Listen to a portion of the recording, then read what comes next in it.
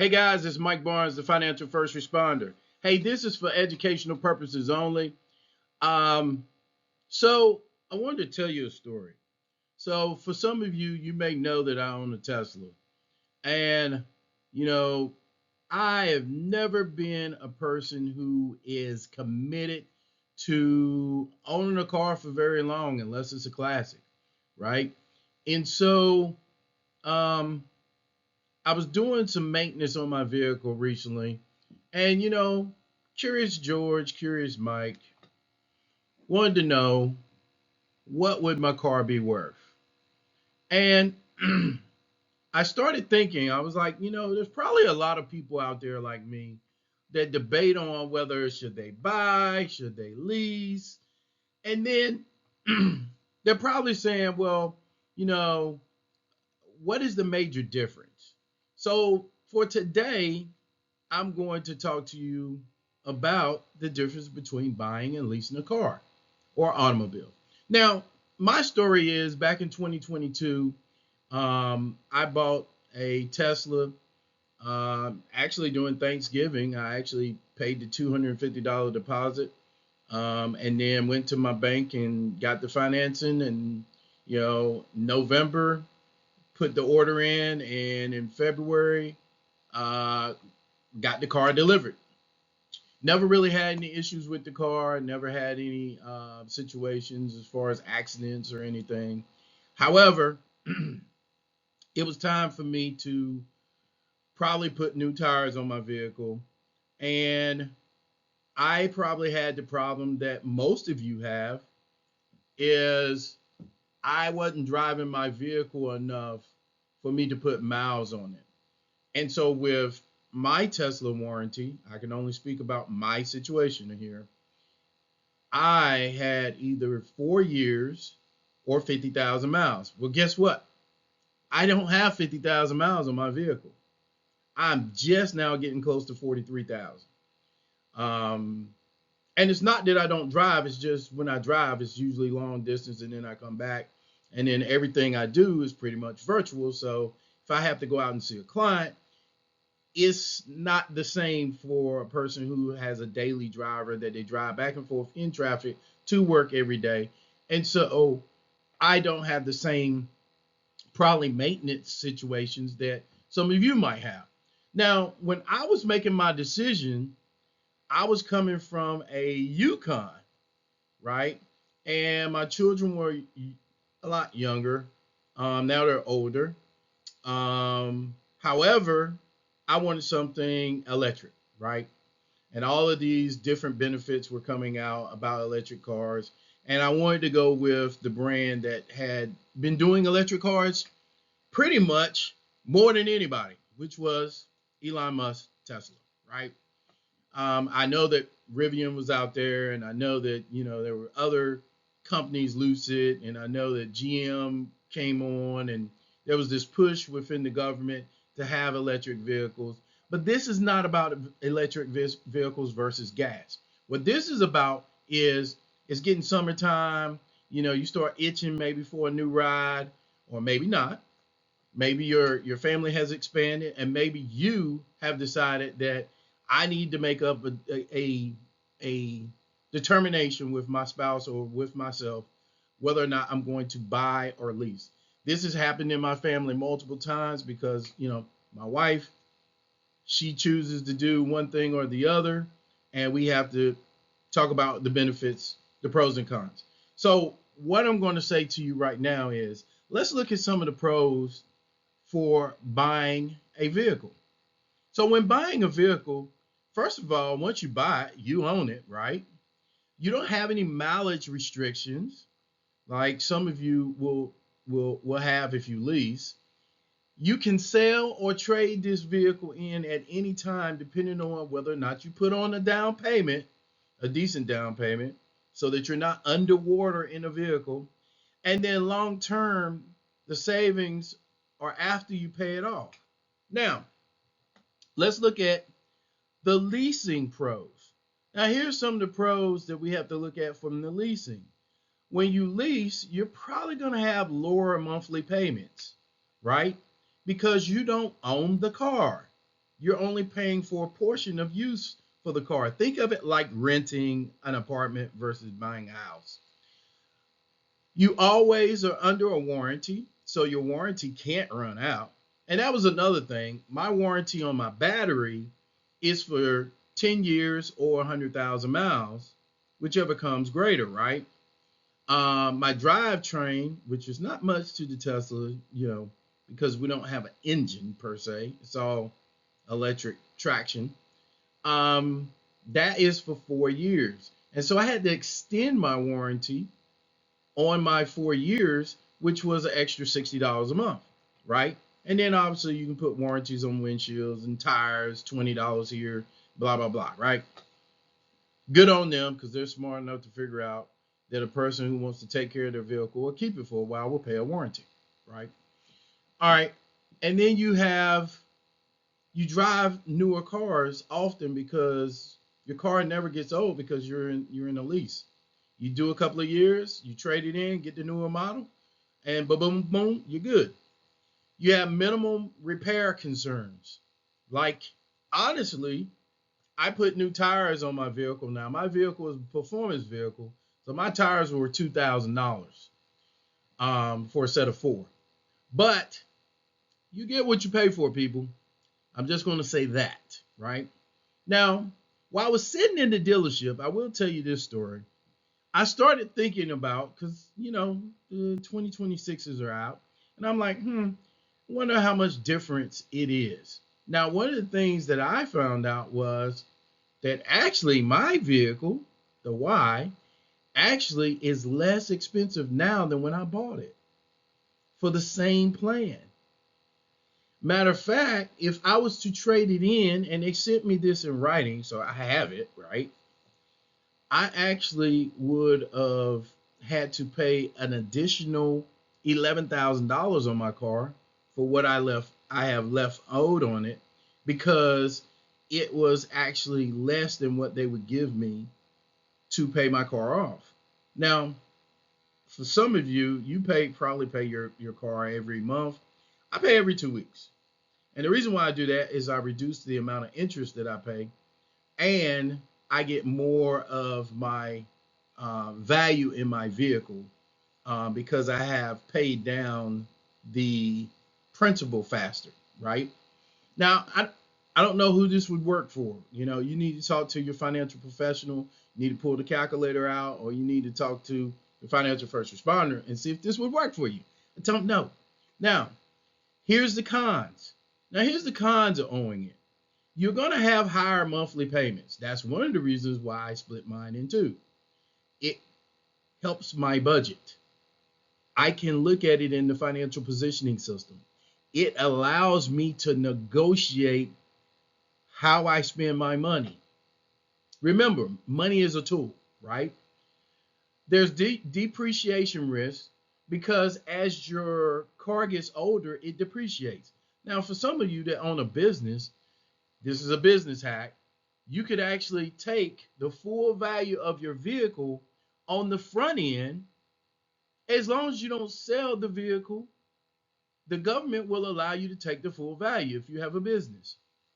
Now, you need to get with your tax professional and see where this would work for you or how it would apply, but that is an option. So imagine getting a $70,000 or $80,000 hit on your taxes as far as being able to take the full value up front. Man, that is a savings. I always say, let your job be your first business partner and then start that side hustle or that business so that you can get the maximum write-offs. Now, you have a limited warranty over time. So as the car gets, or the vehicle or the automobile, however you want to call your ride, gets older, you have less and less of a warranty. The repair costs after the warranty would depend on where you got your car from.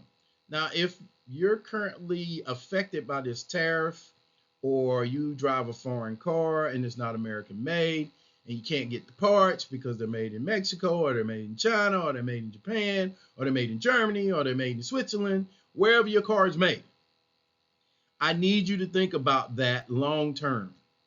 because that could be a reason why you might not want to buy that car. Now, let's look at the cons on leasing. Now, there's no ownership, so there's no equity, okay? There's no resale value. Now, yeah, they don't call it resale value exactly. What they call it is that aftermarket, or that um, basically it's the residual. So it's the residual of what the car would be worth once you finish your term. And you have mileage limits. Now, there are some examples of companies out there that give you larger mileage limits, but in most cases, it's 10,000, excuse me, not $10,000, but 10,000 miles, or they go up in increments. So you may be able to get it in, 15,000, 20,000, 25. But guess what? The more miles that you put on that vehicle, the more that you're going to pay for that car, because you're paying for usage. Okay. So there's that mileage limit. Now, continuous payments. Now, if you don't mind making payments, then the lease might be good for you. Now, here's the thing. You need to talk to your tax professional. I am not a tax advisor, but I do know a little bit about taxes, just a little bit. If you own a business, you could write off possibly 80% of the lease payment. So if your lease payment was, say, I'm going to use an arbitrary number, $500. We know, depending on the car, it could be more than that, but let's just use $500. 80% of that would be about let's see, what would that be? Let me do that right quick on the calculator. Make sure I am correct before I quote, because there are some people that watch me and they will say, you can't do math. $400, yes. So $400 of your payment could be written off, which means you would only pay $100 a month for the ability to use that vehicle times 12. That's $1,200 a year if your car payment or your lease payment, let me be specific, was a $500 payment minus that 80% because you own a business. Like, again, you need to talk to your tax professional, preferably a tax strategist, not a tax preparer, because the difference is tax strategists, they work with you all year. A tax preparer only does your taxes during that specific time window of maybe January to April 15th, and then that's it. You don't see anything else. You don't get any advice from them, and that's all, right? They're just doing your taxes, and either you got a refund or you owe the government, right? So when we're talking about this, buying equals wealth building and leasing equals lifestyle flexibility. There's a lot of professionals out there who tend to like to be in and out of different cars. They like the experience, the driving experience. Maybe they were BMW drivers when they were younger, and now they're Mercedes, or maybe they like Teslas, or maybe they like Lambos, or maybe they like Ferraris, or maybe they like Fords, or maybe they like Chevys, or maybe they like Buicks. Or Lucids, or Rivians. I'm not biased to any of these. I've owned Hondas, Nissans, GM. I've had Chevy. So I don't really have a favorite. Now, my grandfather's favorite was the Mercury. Lincoln. He was that kind of dude, right? I admired my grandfather because back in the 70s, he used to let me ride on the bucket seat, before there were rules, right in the middle, and he would be styling and profiling that Mercury, right? So your children have memories of either being stuffed in the car with no room, or having plenty of room and dropping cereal and all type of stuff in the sides of your seats. The reason why you look at buying and leasing is because it will allow you to manage your budget appropriately. It will allow you the opportunity to actually take some of that money you were spending on cars and actually invest in your retirement, your Roth IRA, or if you want the deduction, the traditional IRA. I prefer the Roth because that means you're not going to pay any taxes on the money because you've already paid taxes on it and all the interest is tax free, right? When you retire. Um, there's so many reasons why to look at buying and leasing. As the financial professional and as the financial first responder, I'm suggesting to you that you get with somebody like yours truly and let's discuss your next purchase or whether or not you want to purchase. Now, some of you are old school, like me. I've debated on whether I'm just going to drive my 66 Mustang, trick it out, modify it, make it new, and don't mess with a car payment at all and just stack the cash.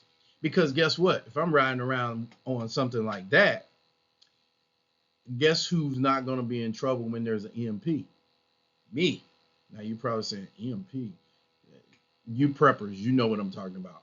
Now, that brings me on to another subject. Now, if you are military, veteran, law enforcement, first responders, a lot of times these companies have special discounts if you buy versus lease, right? They give you, the first responder or the military or veteran discount, which is a benefit to you. And then if you're putting up a sizable down payment, that could make sure you're not underwater. Now, from an insurance standpoint, you want to make sure that if you buy something new and you haven't put a lot of money down, that you get gap insurance.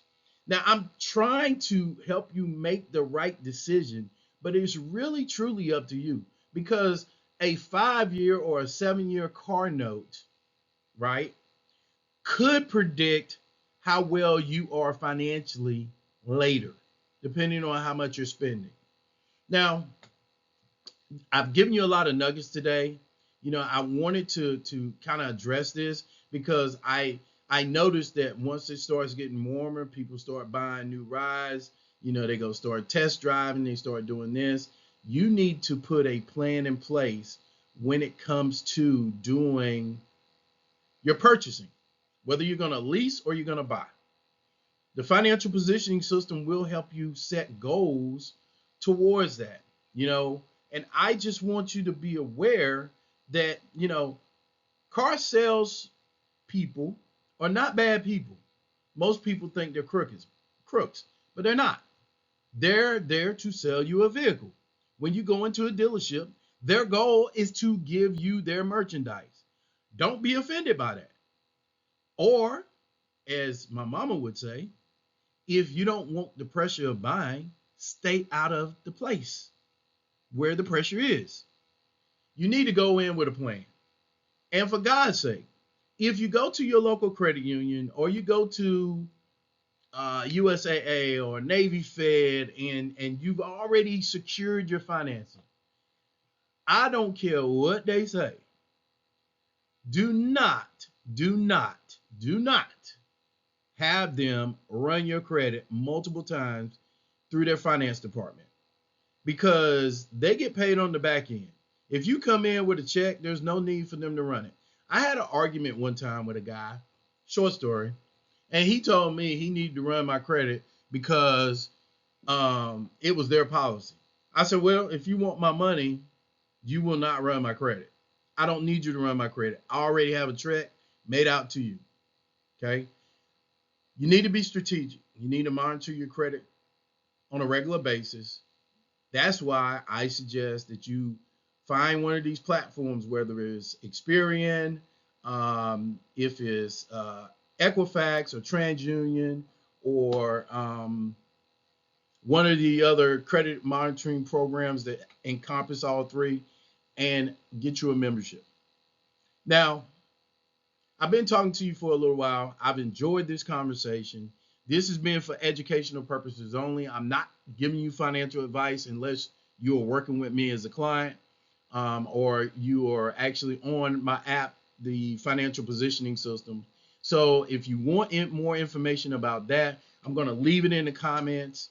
And also, just so you know, I help business owners find and apply to get business credit and to work with their personal credit. That's part of the system that I use, and it will be in the link below. So please like and subscribe my channel. I hope this information captured you in such a way that you can make good financial choices and that you could be better at being a financial warrior. Until we talk again, this is Mike Barnes, the financial first responder. Please like and subscribe my channel. God bless.